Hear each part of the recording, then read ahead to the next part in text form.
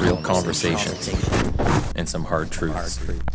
Gangs, drugs, and guns.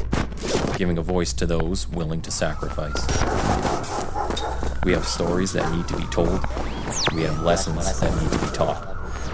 Protect and serve. Welcome to The Quiet Professional. Hey everybody, we're back again. I'm your host, Nathan Romas. And today we're talking to one of our brothers from across the border to the south. We got Joe Gamald with us. He is the National Vice President of the Fraternal Order of Police. And give you a little bit of background on Joe. He's originally from Long Island, New York. He has a degree in criminal justice with minors in political science and sociology. After school, Joe was hired by the New York Police Department in 2005 and then moved to the Houston Police in 2008, where he's currently a sergeant. Joe has since earned a master's degree in Homeland Security Management and served on the Houston Police Officers Union, and now he's in his current role. So welcome, Joe. Nathan, thank you very much for that wonderful introduction, and thank you so much for having me on the podcast. I'm excited. And I should have probably asked you this just before, but it's Gamaldi or Jamaldi, because I've heard that as well. No, you got it right, Gamaldi. And I was actually shocked because a lot of people would go for the J sound instead. So I appreciate you getting it right. That's how I heard it on a podcast from 2 years ago. So I was like, ooh, just out of nowhere. I was like, I hope I got it right. So no, thank you for coming on and giving us some time up here. You're friends to the north. So I think we have a lot of similar issues that we want to talk about, and a lot of similarities with some of this stuff. So let's get into it. And if you could kind of give people an idea of what makes you tick and where you came from, tell us about yourself. Well, sure. Yeah. I mean, I grew up in Long Island, New York. After college, took a job with the NYPD. And, it was an interesting experience. I worked in the worst neighborhood in Brooklyn, where the murder rate was through the roof. And, my first day out there, people were throwing batteries and dirty diapers off the housing project's roof at you to welcome you. So it was certainly a trial by fire when I first started the department there in the NYPD. And I really loved what I did for a living, but it was just so expensive to live there in New York. I mean, I lived in a shoebox apartment, the type that was so small when you opened your bedroom door and hit your bed. You know what I mean? Yeah. And finally, I woke up one day and I was like, is this really what I want for my life? I was also, involved in an officer-involved shooting in my time in the NYPD. And, of course, the media and the activists came out, even though it was a, completely justified shooting. And, we're throwing me under the bus at every opportunity. And, the department just kind of let you hung out there for a week until they put out a statement that said it was completely justified. So after that and just the cost of living, I decided I wanted to change. I looked around and kind of saw what you could get for the money in Houston as far as housing. And I was like, sign me up, because the cost of living is extremely low in Houston. And it just was going to lead to a much better quality of life for me. So I transferred down here about 14 years ago. Best decision of my life. I actually was very fortunate that I met my mentor at the time, Ray Hunt, right when I joined the department. And he was the one that actually got me involved in the union work. I never had any interest in it. It wasn't a passion of mine right there at the beginning. But I wanted things to get better. And kind of the seminal moment, you have these moments in life where somebody touches you and says something, and it changes your complete trajectory. And then this was one of those moments in my life. He looked me in the eyes and he said, how do you expect anything to get better around here unless you get involved and use your voice? Yeah. And I was like, whoa, for somebody that's, 25, 26 years old at the time, it was kind of a slap in the face to say, you can't just sit around and complain about things. You got to, take the bull by the horns. You got to do something about it. So I got on our union board shortly thereafter. I was elected second vice president quickly after that. I did that job for 5 years before I became the, president of one of the largest lodges in the country, as our Houston Lodge is. And then a few years back, a couple people that I respect very much said, we really believe that given your voice and your talent and how much passion you have, we think you'd be a great fit for the national vice president of the FOP. We'd like you to run. And, the members saw fit to elect me 3 years ago. I did a 2-year term and just got reelected about a year ago again. It's been a wild ride. I have loved every minute of it. And it is truly the honor of a lifetime to be the voice of law enforcement, in this country, because the FOP, make no doubt about it, in the United States, is the voice for law enforcement. And for me to be able to go out there and defend the hardworking men and women of law enforcement, it's an honor. It's one I'm going to cherish forever, for sure. And I take an immense amount of pride that the FOP here in the States, we stepped up to the plate in the most difficult time that we've ever had in law enforcement in our entire history. Mm-hmm. And we have stood up, we have defended our people, and we've done the very best job to make sure that everybody in this country knows that we're out there to help people and we're out here to make a difference. Can you kind of explain the structure of it all works? So you have, the Houston Union, and where does the FOP fall in that, and what do they do exactly? Yeah, so the FOP, the way it works is we're kind of a layered structure. So we have a local lodge, which would be like the Houston Lodge here in Houston, or a local lodge in Chicago, or a local lodge in Philadelphia. And then you have a state lodge. So there'll be a state lodge for a Texas state lodge, or an Illinois state lodge, or a Pennsylvania state lodge. And then you have the national board that's over all of that. And I sit as the national vice president there.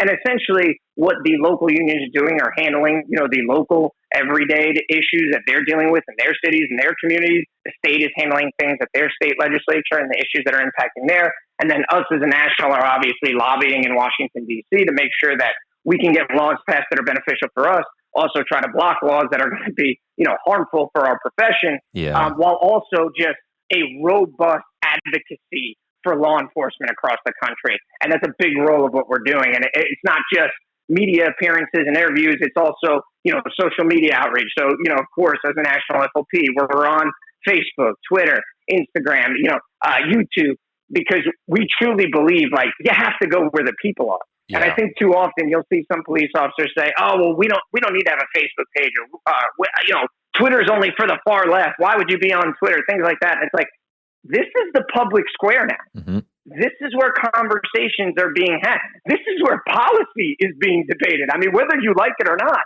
this is where it's happening now. Well, if you shut down one side, we're just talking amongst each other in the echo chamber, right? And so nothing will ever get done. You still got 50% of the population you got to engage with. Oh, you're absolutely right. And I think it's critical now more than ever, because I don't know if you're experiencing the same things up north as we are here, but the polarization in this country is only getting worse and worse. And everybody just wants to go to their silo, like you were just saying, go to their echo chamber and only talk with people that agree with them. And that's a very dangerous place to be, because we all need to be talking with one another about the issues that impact our communities and make sure we're all working together to try to get to these kind of middle of the road solutions that make sense to most of us. But for whatever reason, we have politicians going further and further to both sides of the political spectrum. I think up here, and this is just my own opinion from what I see, but I think when you look at Canadian politics, and then when it comes down to the policing and police narratives, we kind of operate in a slightly more polite world maybe, but we kind of operate within goalposts that run like 60-40, maybe people will venture out to 70-30 with their how crazy they want to get with pushing an agenda or protesting or whatever it might be. Whereas you look at the US, and you guys play in like the 90 to 100. You're either this or you're that. And it's riotous and all kinds of stuff. And and that's not to say too, like it's for up here, I think we are so heavily influenced by the US, right? Most of our TV channels, most of our news, and then you have all the social media, it all comes from the US. So lots of people, when we talk to people on the street, when I do my day-to-day job, I work with our gang team. I'm out there on the street every day.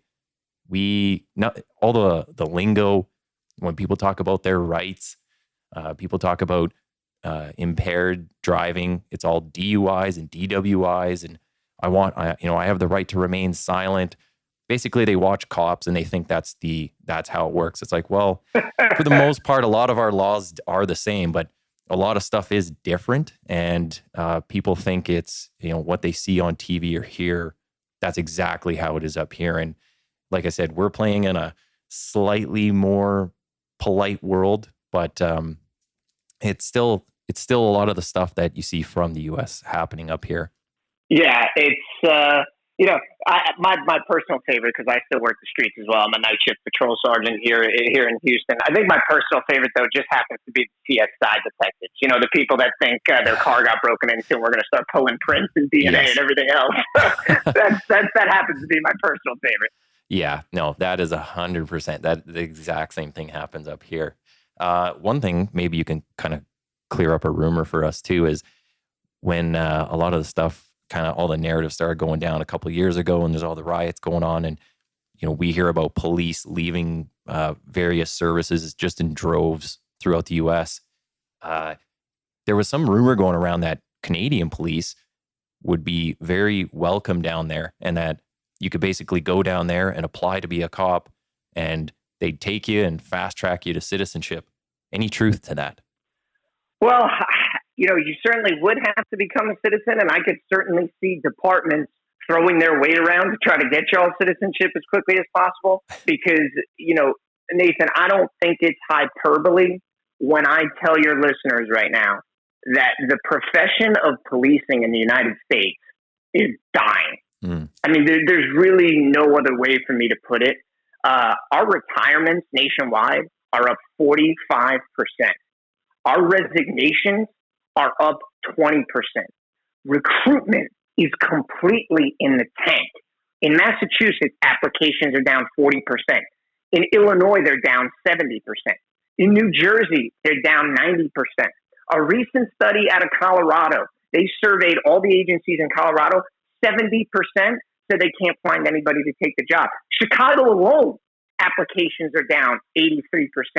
So you have this perfect storm going on right now where we have everyone leaving out the door. Retirements in the NYPD are up over 40%.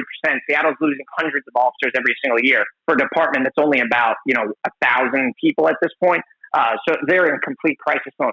So we have this perfect storm where everyone's leaving, they're retiring and resigning, and we don't have anyone to fill the spots.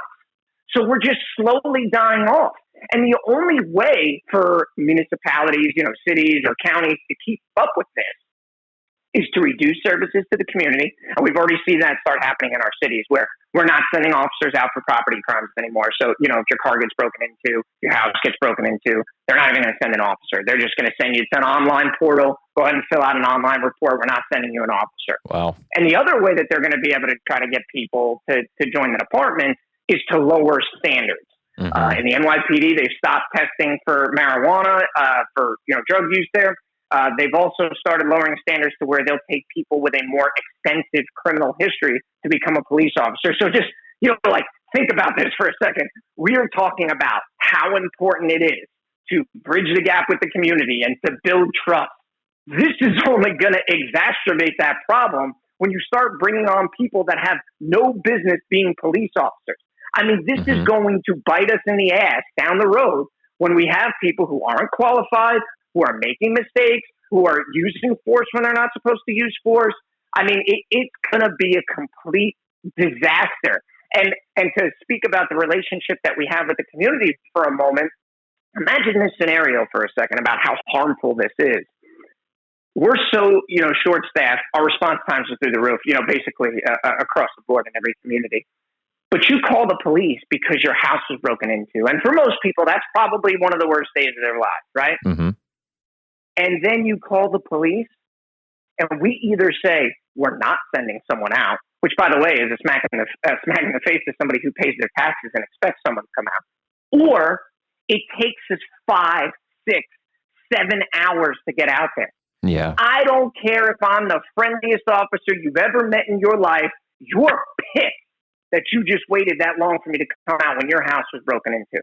So no matter how much I try to bridge the gap on that scene, you've already dug a hole out underneath me, and it harms the relationships that we're trying to build with the community. It's not right. They're setting us up for failure. And as I said, I mean, my goodness, if there are any police officers in Canada that are listening to this right now, we are hiring. Come down. I mean, I'll help you get citizenship, whatever you need. If you got to stay at my house, I'll put you up because we need as many people as we can get. Well, you know what? And we have the same issues up here. We have calls that get recycled for days at a time. We have numerous overtime shifts that can't get filled.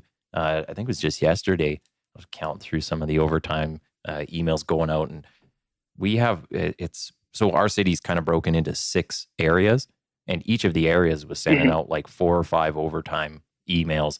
And they're even actually competing against each other to a point where they're sending them out a week ahead, trying to get ahead of stuff. And they still don't fill them. They sit there empty for weeks. Yeah. We have extra duty jobs. So you want to work the hockey game, you want to work a concert. There's a whole bunch of those that go out, all kinds of festivals and different things we work at. Those don't get filled. They're sending emails out day or two before saying, hey, we need people to work this, put your availability in. So yeah, we're experiencing the same issues.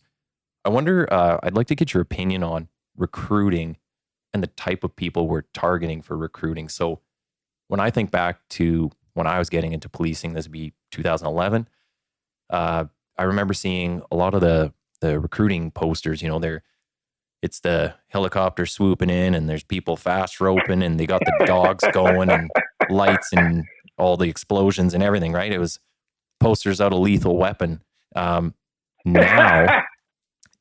it's a picture of a nice person standing there with a forage cap and their tie on.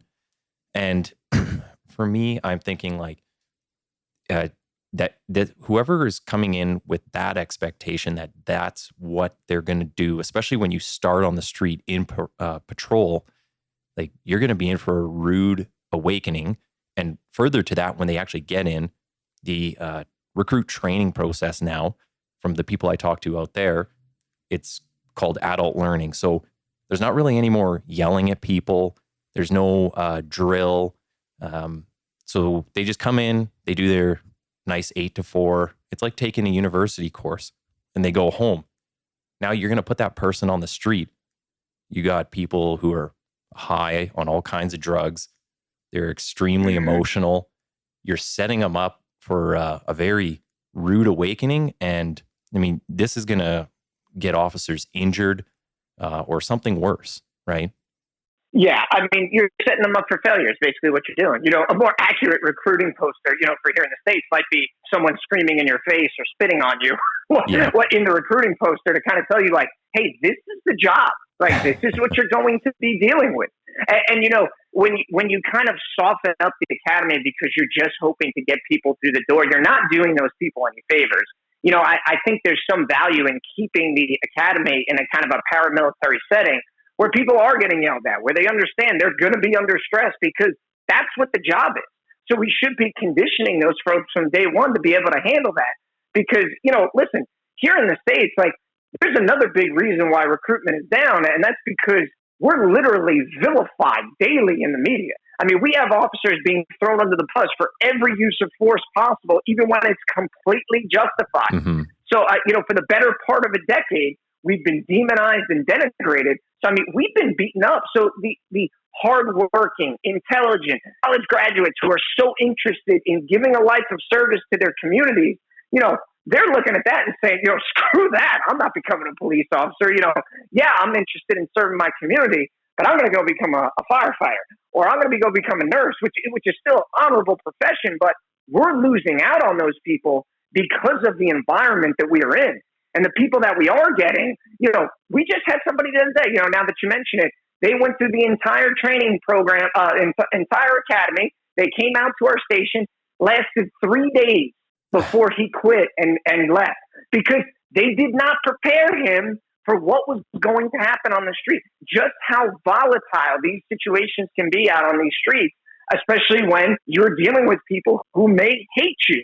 Mm-hmm. And I think it's important to prepare people what they're up against. I mean, literally, the profession that we do, me and you, Nathan, it is the only profession in our countries, with the exception of our brave servicemen and women who serve our country, that you go to work and someone is actively trying to kill you. Yes. And anybody who signs on the dotted line, they need to understand that. They need to be prepared for that and all the dangers that go along with it. Yeah, exactly. And do you, I guess it's still be on the kind of the recruiting side, but I remember when I was getting into policing, right at the beginning, they would tell us that, when an officer dies in the line of duty and it's put on the news, they would actually see an influx of people applying to the police. And it'd be, I guess, similar to if you looked at like 9/11. 9/11 happens, and then you just get everyone's like, hoorah, we want to go fight. We want to go do this for our country. We want to get out there and get after it. Yeah, or the latest Top Gun movie comes out because recruitment's up for, the Navy right now because Top Gun just came out. Yes. I imagine those are actually pretty good too for recruiting. But do you see that still? Do you see people kind of coming out for the community? They want to stand up for the community, stand up for the common person. Is that still a thing? I don't see that anymore. Mm-hmm. No, not when we have, an officer involved death. There's no spike in recruitment anymore. There's not this sense that, there are people that want to help in our community, and there's people that want to help their communities, but they don't want to be police officers anymore. And honestly, I don't blame them. Like, if I could step back for a moment, and take off my police officer hat and just look at it, if I'm coming out of college, I just got my master's degree and I'm looking for a job and like, make no mistake, to your listeners, if you're not a police officer, we ain't doing this for the money, folks, because none of us is getting rich being a police officer.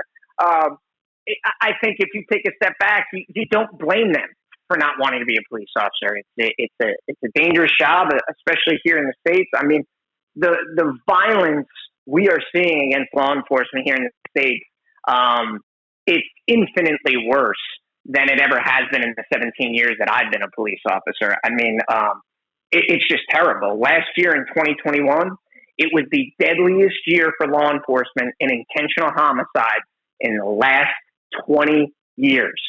We have already seen 200 police officers shot in this country. That is a 15% increase this year over last at the same time.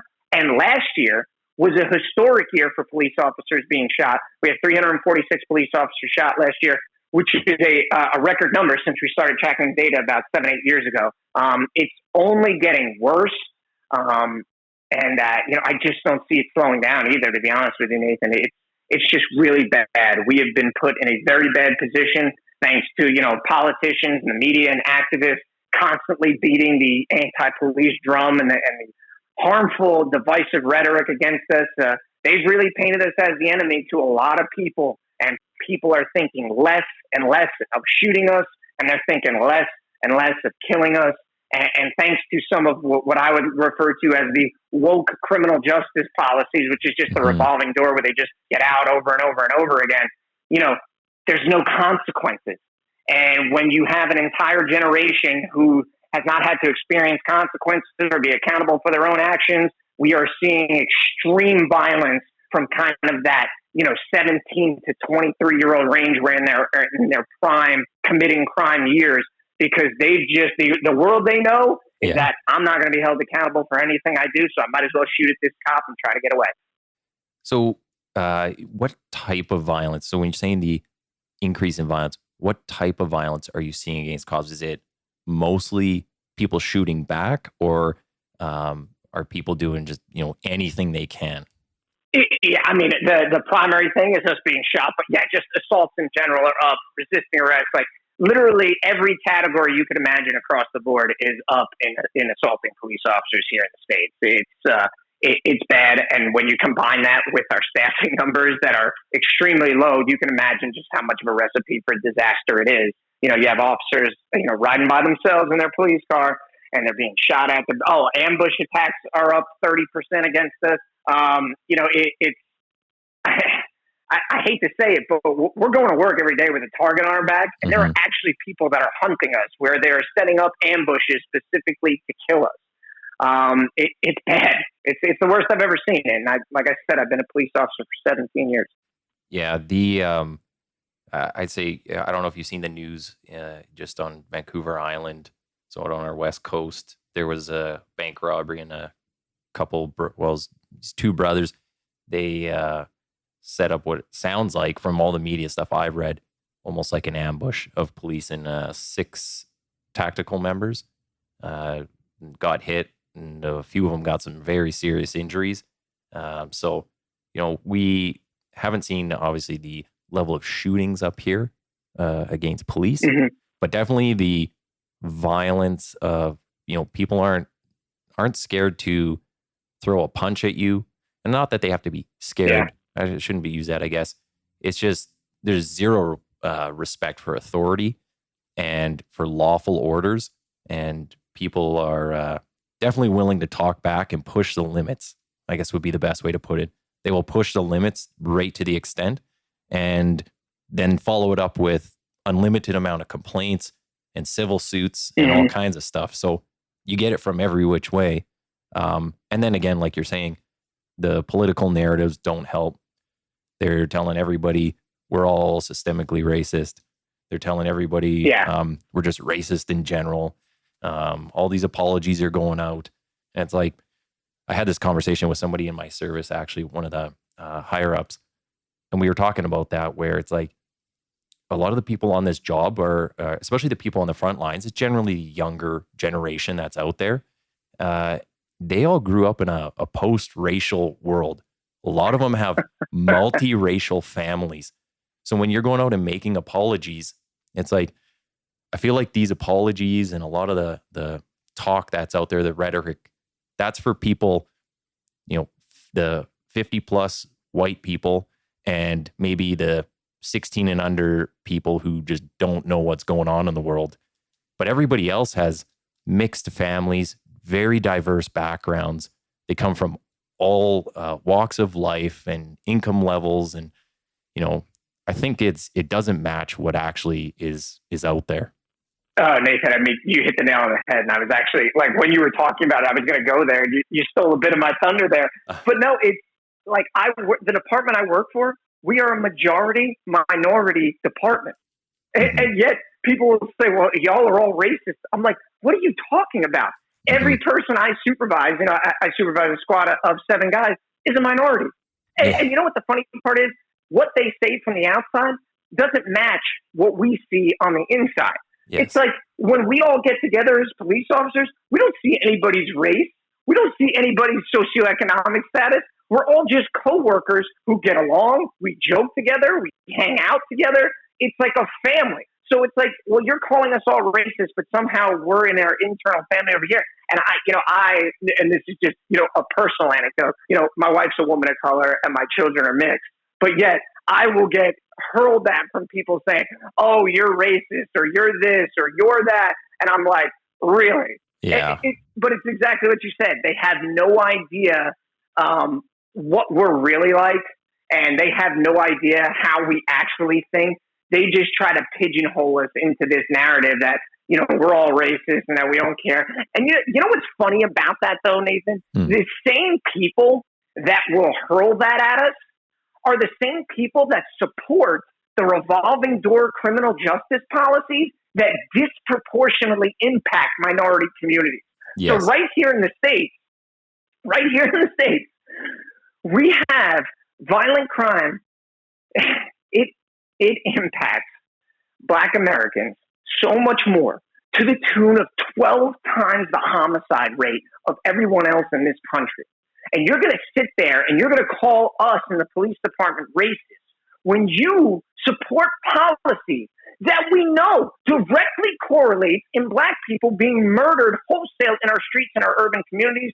I'm sorry, it's a load of crap that these people spew, and they do it to try to make themselves feel better about themselves and to virtue signal to their neighbors, but they don't give a damn about these minority communities, not one bit. And I know because I'm in those communities every single day. And you know what those folks want? They want more police officers in their neighborhood. They want to feel safe. They support the police. I mean, my God, me and my wife don't even feel comfortable taking our children to the neighborhood that she grew up in because crime is so bad. So don't give me this nonsense that, police officers are the problem and we're racist. It's that soft bigotry of these elites who will make these comments. They don't care about our communities, but you know who does? We do as police officers, because we're in them every single day. Well, and I was actually just having this conversation with my partner yesterday. The same. So you're talking about like how it's the revolving door, and what I think a lot of it too is the true victim in a lot of this gets lost in all this political narrative and the woke stuff. So if you have a domestic violence, say domestic violence is higher in a certain community, whether it's Black community or Indigenous community, but when they go for their bail hearing, they are more likely to be released. And I've been told this by numerous people involved in the bail process, parole process, probation process. I've had people everywhere tell me this, that essentially if you're from one of these groups that is part of the narrative right now, there's less chance you're going to be held in. Well, if you go for, say, domestic violence and you arrest someone, you bring them in, you try to get them held for whatever reason it might be, you don't want them released, they get released, well, they go right back to that community. So we're, the people who are complaining about everything are only looking at the accused and saying, oh, well, you can't keep them in, you shouldn't charge them, they have all these other things in life. Well, that's fine. We got to deal with that. But what about that victim right at the root of this whole, the whole call, why we're there? Those are the people that are calling us the most. So obviously we're in those communities the most. Those are the people who are going to make up most of our statistics for arrests or, our street checks. I don't know if you guys have street checks down there, but that was a huge topic up here about who we're collecting data on and why we're collecting it. Mm-hmm.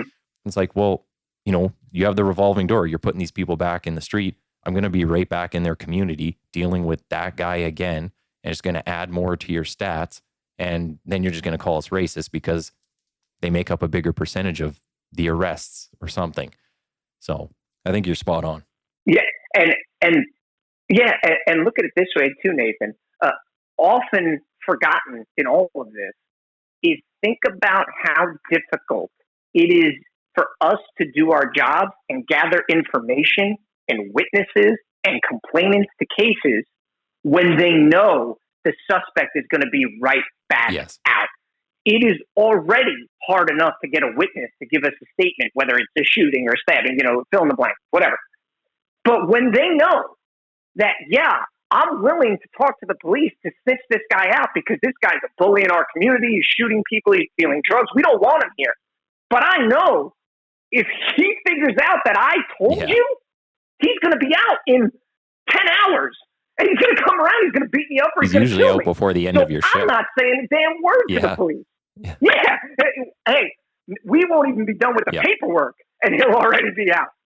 So now you have an entire community who doesn't feel safe to tell us the problems that they're having. And as well as I do, especially you working in the gang unit, your best intel comes from people on the street, people that live in the community, the little old lady that sits on her front porch and sees everything that goes on, those are the people that we want talking to us, and they won't now because this failed social experiment of the revolving door criminal justice system has scared the hell out of them, rightfully so, from talking to the police and giving us the information we need to get those violent people off the street. One thing I did want to kind of touch on too is just the morale and the camaraderie that you guys have. I imagine it'd be kind of similar up to us up here, but was the blue line. And I know from watching a couple of your interviews, the ones that have video, not like our podcast, but you have the blue line right behind you.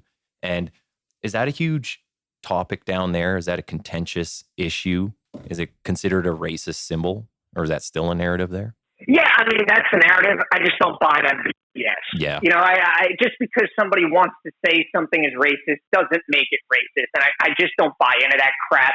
That's people that are just looking to denigrate us and throw us under the bus. And just because you say something is racist doesn't make it racist. So, yeah, I do have a thin blue line flag because really what that represents and what it's always represented is that we're the line between order and chaos. We're the line between victims and the predators that are trying to harm them. Like, that's what the thin blue line is. So, no, I don't buy that crap. And as far as morale is concerned, I mean, I've been a police officer for 17 years. I've never seen morale as bad as it is right now. But I will say the camaraderie is still there. We all still share stories and talk to one another. And a part of that is also, the mental health aspect of it, venting to one another, talking about the things that are impacting us. Because we have a serious mental health crisis in law enforcement right now. A recent study that was just published in the National Library of Medicine said that police officers are 54% more likely to kill themselves than any other profession. We've already had 93 suicides nationwide this year. And, a recent internal study that we did of our members here at the FOP found that the number one stressor for officers is actually staffing. And it makes sense when you think about it, because guys are getting burned out. You were talking about the overtime shifts that are constantly coming out. They can only work so much of that. They're not taking a day off to spend time with their family, to decompress. And it's a recipe for disaster. So I think it's really important now more than ever that we're leaning on one another, that we're checking in on our brother and sister officers. I tell my own guys, don't walk past that officer that looks like he's having a rough day. Just say hello and ask him how he's doing, because that could make all the difference in the world. So I think the camaraderie is still strong, but I think it's incumbent upon all of us to try to keep morale up in whatever police station or unit that we work in.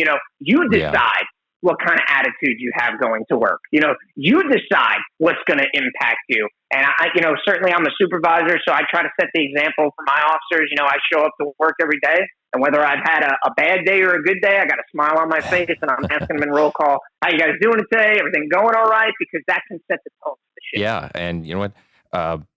I think a lot of the stuff too is you just see from the outside the opponents to policing, and some of those who buy into the narrative, they're the ones looking to remove every stitch of morale and camaraderie.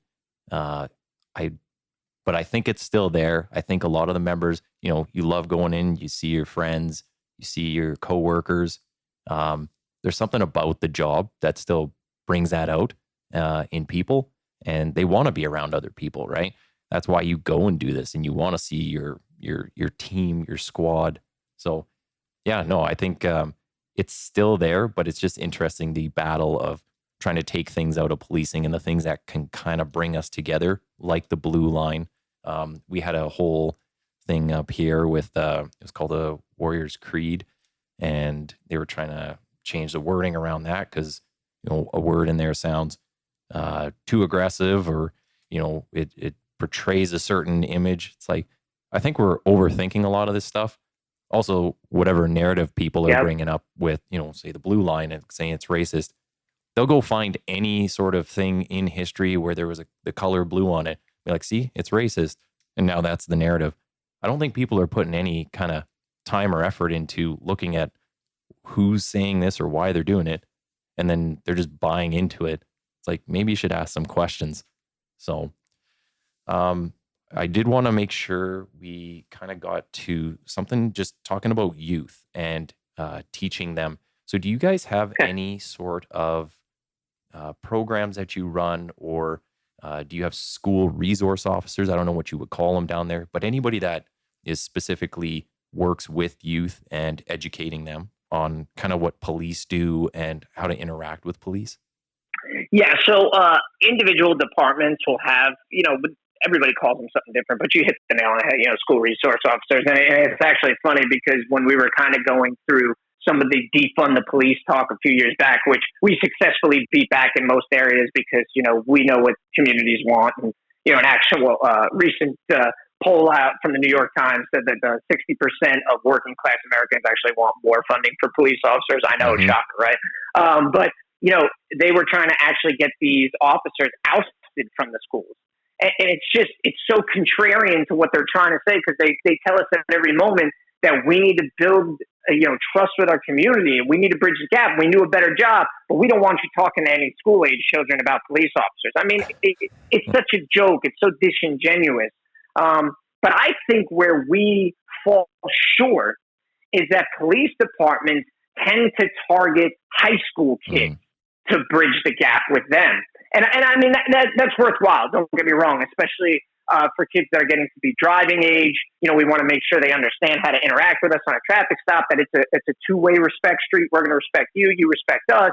What expectations we have. Keep your hands on the steering wheel. Don't reach around inside the vehicle. We don't know what you're reaching for, all those things. But we need to start younger, because in my opinion, at 15, 16 years old, the die is cast at that point. People kind of already have opinion, or young people kind of already have an opinion of how they feel about police officers at that age. So I really feel like as a profession, we need to do a better job of maybe going into middle schools and explaining what police officers do, that we're here to help. If something bad is happening in your school, you need to tell us about it. If there's someone in your school that are making threats, you need to feel comfortable to tell a police officer. And the only way we do that is being in that school and building that relationship. Because unfortunately, there is situations where the parents are teaching kids not to like police officers, to hate them, to tell them that we're the enemy. Don't go to them if you need help, which is, that's horrible listening to teach children, but that's besides the point. We could spend hours on a podcast talking about that. But I think we probably need to start a little bit younger to make sure that we're building those relationships with our young people. And maybe we can get out in front of some of the things that we're seeing on the street. Like you talked about, we're experiencing the same thing where people are pushing the envelope. They're screaming at us. They're interfering in our scene. This makes it dangerous for all of us, not just police officers. It makes it more dangerous for them too. So I think we need to start with a little bit of a younger generation to try to combat some of the, kind of anti-police rhetoric that's being beaten into their heads. You know what? And I don't know where I heard this, but I heard this years ago. And I thought it was such a good point where somebody was gave the example of you could be walking anywhere, you see a parent with their kids and they, they'll tell the kid, hey, if you're not good, I'll get the police to come take you away. And what was their response was, when I'm the only person they can call, even when you're hurting them. And yes, a lot of parents do bad things to their kids. Who are they going to call? So end of the day, the police officer is the one that is expected to show up no matter who's calling and what situation. So sometimes parents can fail their kids. It's still going to be a police officer that has to show up and help them out. And I just thought, wow, I never thought of that. And now every time I hear that, that's the first thing that comes to mind is like, well, don't tell your kid that because I might have to come take him and save him from you. So yeah. You're absolutely right. And you know what I tell officers too is like, never miss an opportunity to talk to a kid while you're in uniform. Like there are still a ton of kids that look at us like we're superheroes, even though some of us may not look like superheroes. Like they love seeing us. Whatever you're doing, I don't care if you're having a bad day, whatever. Take 5 seconds out of your day. Kneel down, get on their level, say hello to them. If you got like a little junior police sticker, give it to them. That's an opportunity to at least show like, hey kid, like we're the good guys. If you need us, come to us. We'll help you. Don't miss that opportunity. And you know what? It's rewarding for you too. You get something out of it. Couldn't agree more. I know you do got to get going here, so I don't want to keep you too much longer. We'll definitely look to have you back on here. Is there any way that people can follow you or how best to connect with you? Yeah, absolutely. Shameless plug. Follow me on Twitter at Joe Gamaldi. You can also find me on Instagram at Joe Gamaldi. I'm also on Facebook, Joe Gamaldi, National Vice President of the FOP. So, follow me on all those platforms, interact, and, hopefully share some of my stuff if you think it resonates with you. Nathan, I just want to thank you so much for giving me the time and having me on. And, man, I feel like we could have went on for like another 2 hours here. The time just flew by. So, hopefully we can get together again and do another taping. That'd be great. Awesome. Well, hang on the line for a minute. I'm just going to stop the recording. And, but thanks for coming. And yeah, we appreciate the time.